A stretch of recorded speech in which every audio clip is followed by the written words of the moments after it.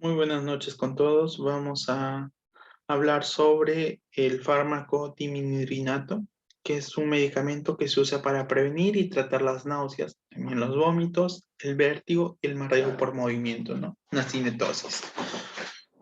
Eh, este medicamento apareció en 1949 aproximadamente y se patentó en 1950.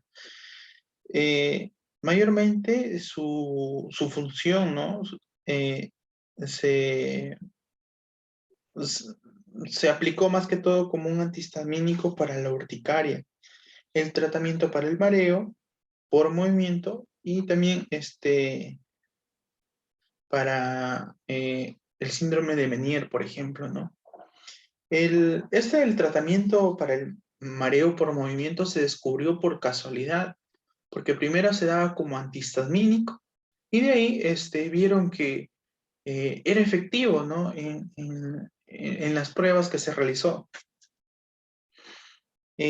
Vamos a ver que tiene su farmacocinética. Vamos a hablar sobre la vía oral, ¿no? El ADME, ¿no?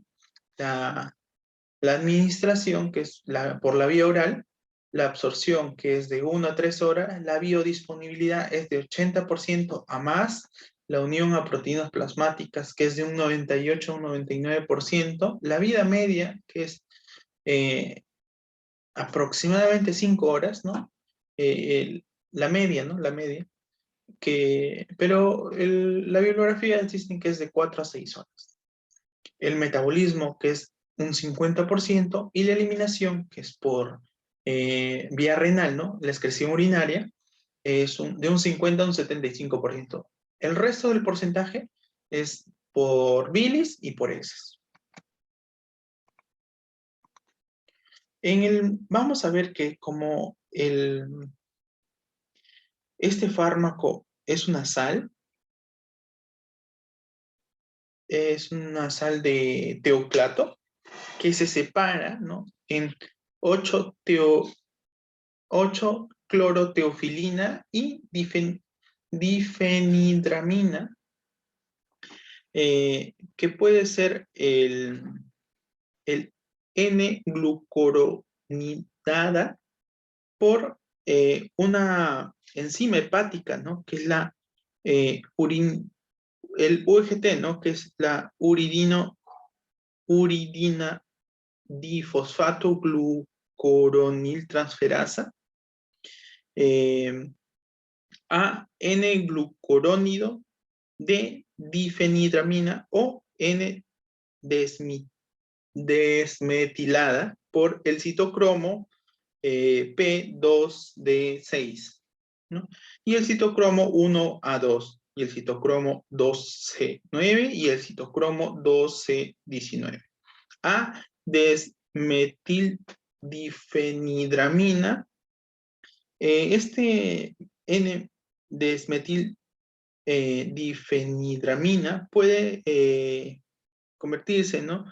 A N-desmetilarse nuevamente a las mismas enzimas, a N o N de didesmetildifenidramina, que sufre la desaminación oxidativa para la formación de ácido difenil metociacético.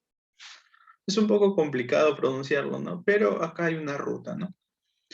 Vamos a hablar sobre el mecanismo en sí, ¿no? Vamos a comenzar primero por cómo se forman las náuseas para poder comprender su mecanismo de acción. El reflejo emético o el reflejo nauseoso, en sí necesitamos hablar sobre el cerebelo, sobre el cerebro y sobre el tronco encefálico. En el tronco encefálico tenemos el centro del vómito, que contiene receptores muscarínicos. Cuando se activan estos, desencadenan el vómito Y cerca al bulbo raquídeo, en el tronco encefálico, ¿no? Hay una área llamada la zona quimiotáctica o la zona de activación de los quimioreceptores. También es conocida como la CTS, CTZ, que tiene receptores de dopamina 2 y receptores de serotonina. A ese nivel, vamos a ver que los quimioreceptores están...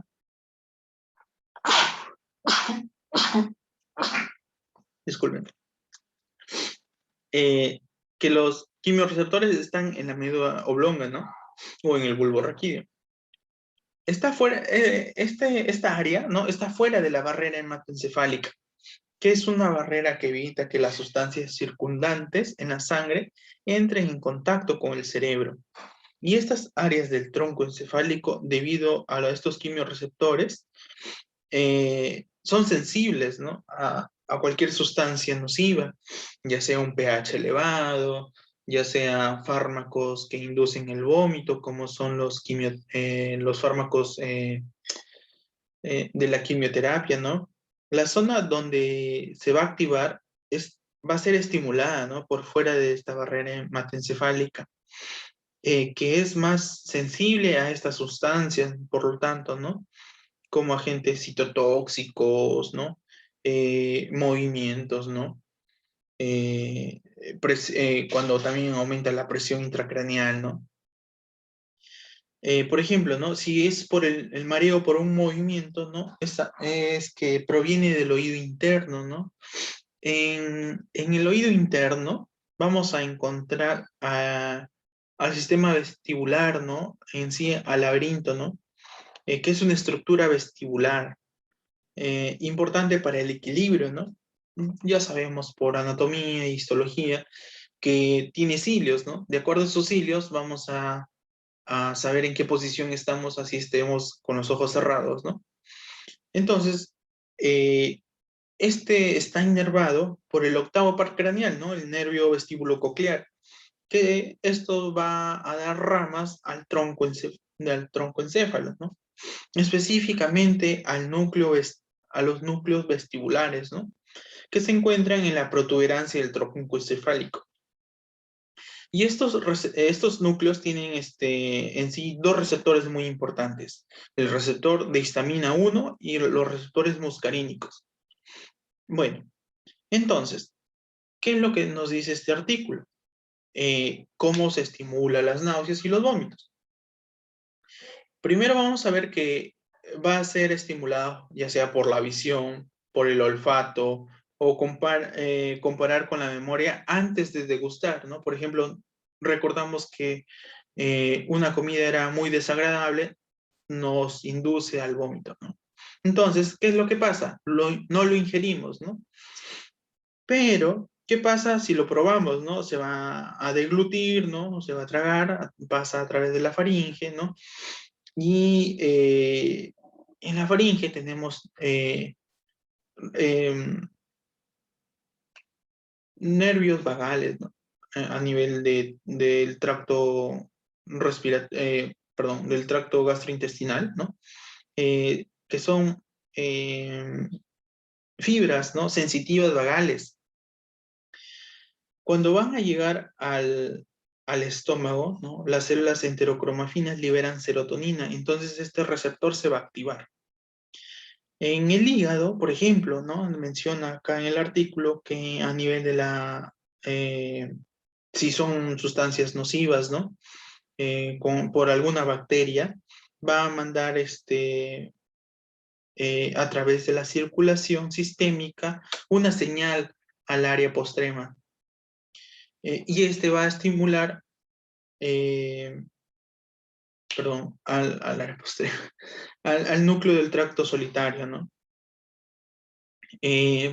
Por lo tanto, va a inducir al vómito, ¿no? También, ¿no? Aumenta la salivación, la producción en la lengua y induce a escupir, ¿no? Y después a vomitar. Pero algunas veces se saltea esto, ¿no? Cuando es desagradable, pero cuando es algo rico, ¿no? Se libera serotonina. Bueno, vamos a verlo más microscópicamente, no, más fisiológicamente, perdón, a nivel de la corteza, ¿no? Porque el sistema límbico, ¿no? Es un conjunto de órganos o partes o estructuras del encéfalo, del, del hipotálamo, del hipocampo, ¿no? Del troncoencéfalo también, ¿no? Y algunas partes del bulbo raquídeo. Entonces, estos van a estar conectados, ¿no? En la corteza cerebral, ¿no? Vamos a tener algunos recuerdos, especialmente en la área prefrontal, ¿no? Vamos a recordar algo que nos fue desagradable, como menciona acá, ¿no? Entonces va a mandar una fibra deferente, perdón, al núcleo del tracto solitario y se va a inducir el vómito. Pero ¿qué pasa si es que el receptor H1 es inhibido, ¿no?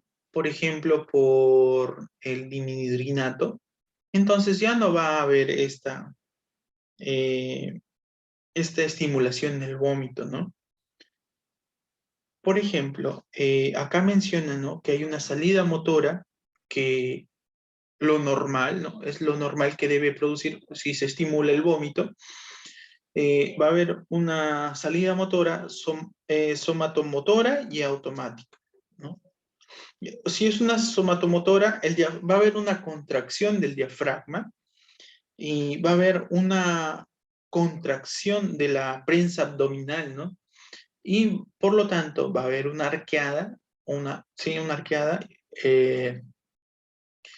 de la persona, se cierra la epiglotis, cierra la vía aérea y el vómito es expulsado, ¿no? Bruscamente.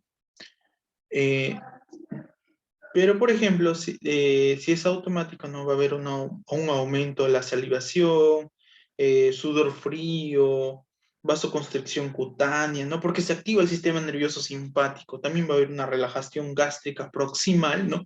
Para que pueda salir, ¿no? El bolo alimentario o el bolo alimenticio. Eh, También va a haber una contracción gigante de retrógrada intestinal, ¿no? Aquí, ¿no? Menciona sobre algunas toxinas alimentarias, ¿no?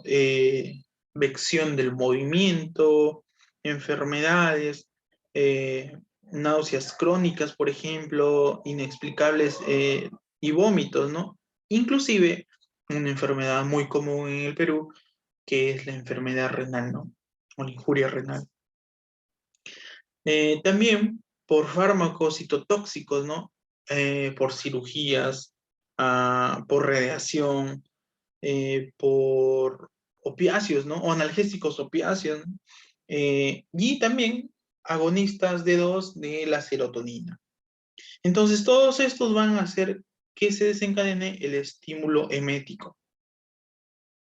La detección, ¿no? De las fibras vagales, abdominales, se va a estimular, esto se va a ir al área postrema y esto también pueden ser estimuladas por el sistema vestibular, ¿no? Entonces, hay dos partes, ¿no? Las náuseas y los vómitos. Las náuseas son sensaciones desagradables, ¿no?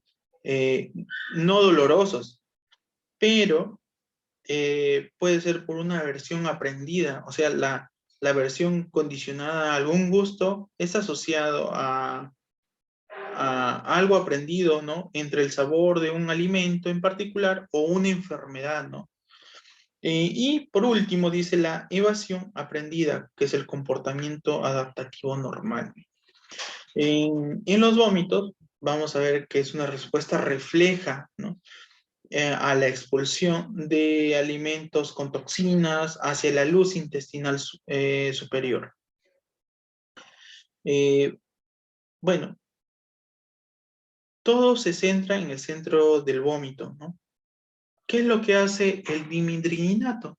Inhibe a este nivel, ¿no? a nivel de H1.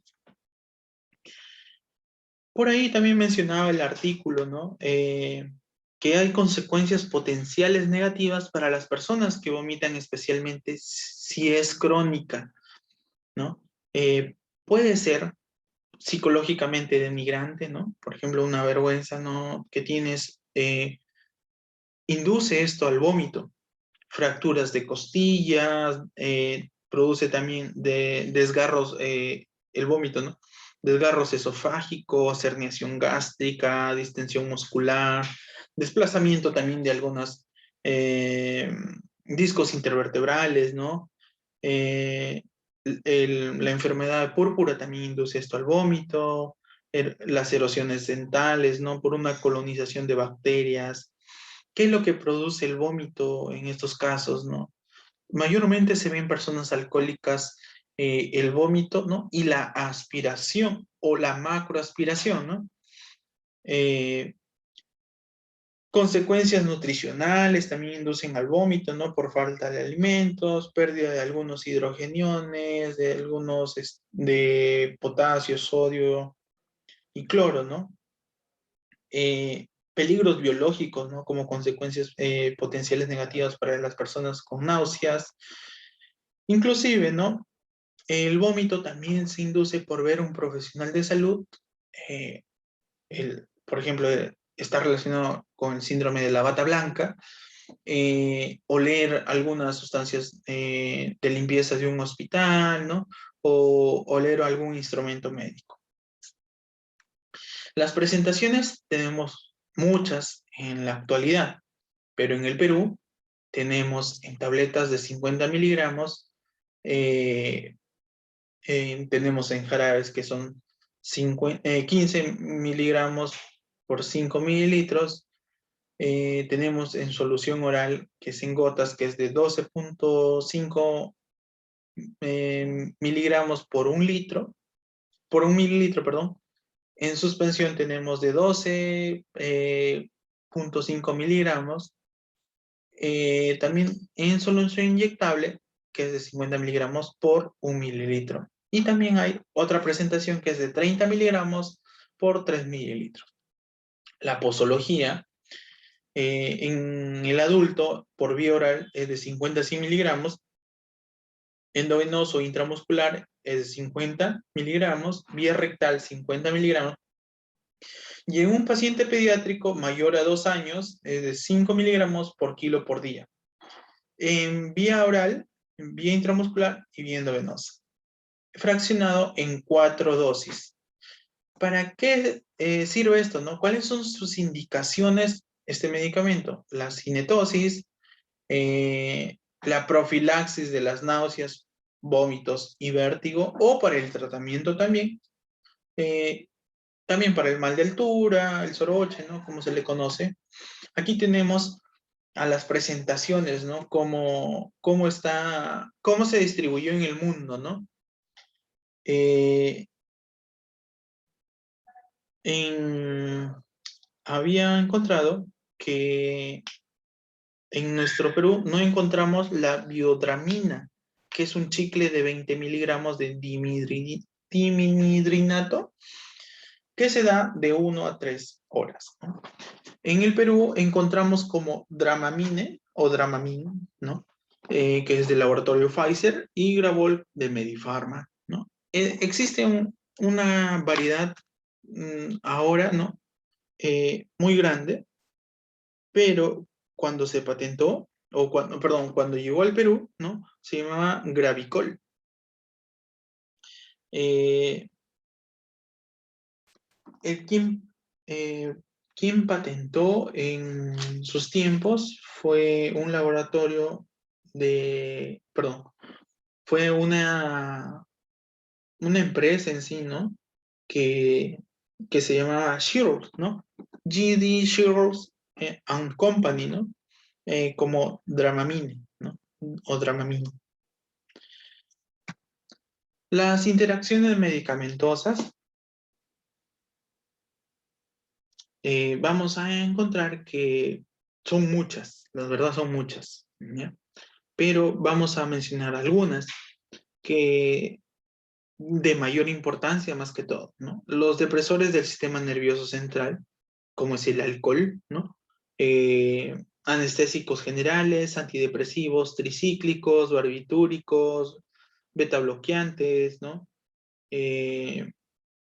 La flutexima, por ejemplo, la pimosida, la fenotiacinas, y algunos antihistamínicos también, ¿no? Las benzodiazepinas, el perdón, cloxoxazona, metildopa, la metroproclamida, la trazodona, y mayor riesgos de depresión del sistema nervioso central pueden producir estos, ¿no? Eh, Anticolinérgicos, por ejemplo, también, ¿no? Que pueden potenciar los efectos anticolinérgicos, ¿no? También hay unos antibióticos que es, por ejemplo, la eritromicina, que es un riesgo, ¿no? Ototóxico más que todo. Algunos aminoglucósidos como son la gentamicina, la amicacina, los AINES, ¿no? Los carboplatinos, cisplatinos, la cloroquina, ¿no? Que se utilizó constantemente en tiempo de pandemia. Un diurético muy importante también que es la furosemida, la hidroxicloroquina, toda esa familia, ¿no?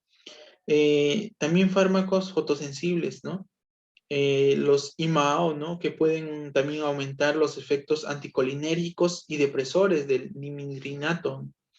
La aminofilina, la hidrocortisona, succinato sódico, la lodipamida, meglumida y ciertas fenotiacidas y barbitúricos solubles incompatibles con el nimidrinato, ¿no?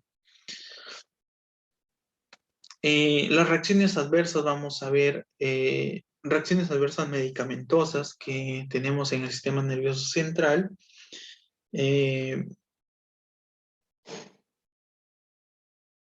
Es cefalea, visión borrosa, tinnitus, serostomía, por ejemplo, ¿no? O sequedad, ¿no?